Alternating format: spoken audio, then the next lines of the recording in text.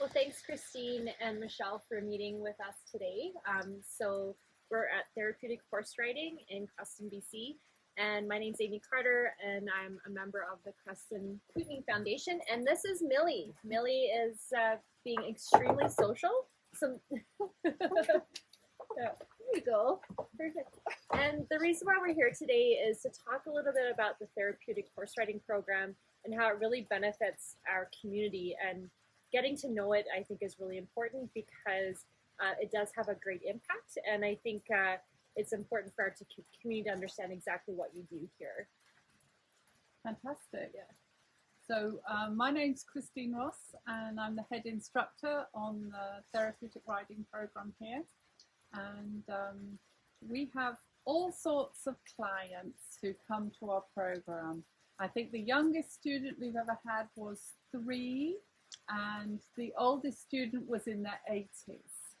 And so we've had lots and lots of different kinds of people here with lots of different kinds of disabilities. So we have people who have physical disabilities, and then we have people who have intellectual developmental disabilities. And we carefully craft each person's riding experience here. So every person is treated here as an individual. So some examples of the kind of disabilities riders have would be cerebral palsy, Down syndrome, autism, ADD, ADHD, fetal alcohol syndrome. That covers quite a lot of our riders. And then we have a few riders who have combinations of disabilities. And we really try to cater to all the different kinds of riders. We have 9 horses in the program at the moment, and they're all sorts of different shapes and sizes and temperaments. So we try to match the right horse with the right rider. And so tell me a little bit about the benefits of therapeutic horse riding to individuals that have different types of disabilities.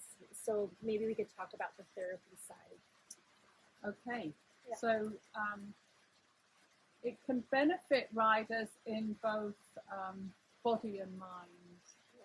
So for example, there's great physical benefits from therapeutic riding. Development of core strength would be one. Development of balance.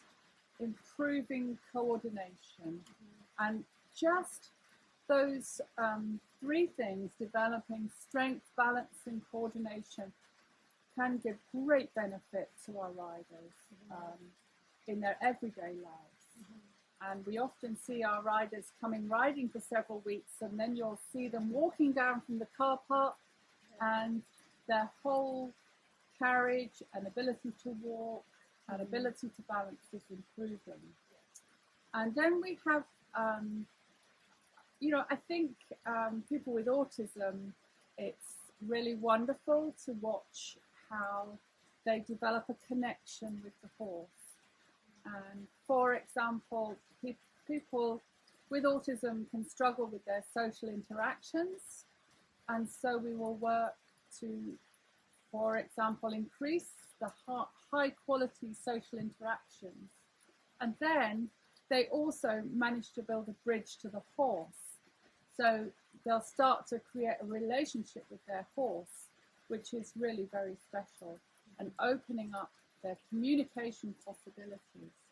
Children with ADD, we really encourage them to get focusing, like focusing on the job of riding their horse. Horses love it if you focus on them and you give them your lots of 100% attention. So we really try and help our riders keep really focused on what they're doing when they have ADD and ADHD. And they improve. They really do. And sometimes you have to make things a little bit more challenging for them so that they have to concentrate more. And you see, I think the other thing you see is the development of confidence. A lot of riders arrive here very underconfident, and within a few weeks they're being more confident around the horses, they're being more confident with their social interactions and with their relationships with people, and that is also very rich. Absolutely, because I know that my daughter Gigi has come to Therapeutic Riding for many years, and so you talked about the core strength. So for her, she rides bareback, and that has a huge impact around her core strength because she's under the cerebral palsy bucket. And she also has autism, so for her to have that connection with an animal is extremely important because how she interacts with the world is very different. And I do see that confidence. She enjoys being on Emma. That's the horse she's primarily ridden. And she absolutely loves the program. So it's a sense of independence for her because she doesn't have independence in her regular life.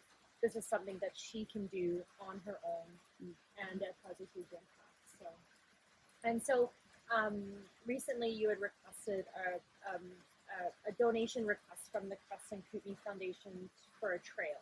And so do you mind walking me through a little bit about what's different about this trail and how it can really benefit your clients? Okay, so the trail is comprised of obstacles. Oh, okay. For example, we have a bridge, we have a Zen garden, Oh, lovely. we have a teeter-totter, Yeah. Oh, yeah. we have a post box Yeah. where our riders can collect letters, Oh, nice. we have a sand pit, we have a cowboy curtain, Yeah. we have some parallel bars. They have to practice riding their horse straight through.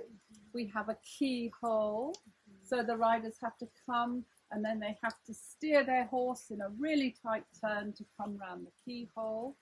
We have some barrels set up in a triangle, and they have to ride around the barrels in a mini little barrel pattern like you would do in a barrel racing competition. We have poles they step over. We have some weaving poles as well. So we can take our riders down there for a whole lesson and practice riding the obstacles. In therapeutic riding, you tend not to ride fast because therapeutic riders find it difficult to have the coordination and balance to ride horses fast. So a lot of our work is done quite slowly at the walk and the trot. But we can teach our riders to be technically good. And one of the things with the obstacle course is it teaches our riders to be good technically. So they have to learn how to row, they have to learn how to turn, they have to learn how to place their horse exactly where they want them to be.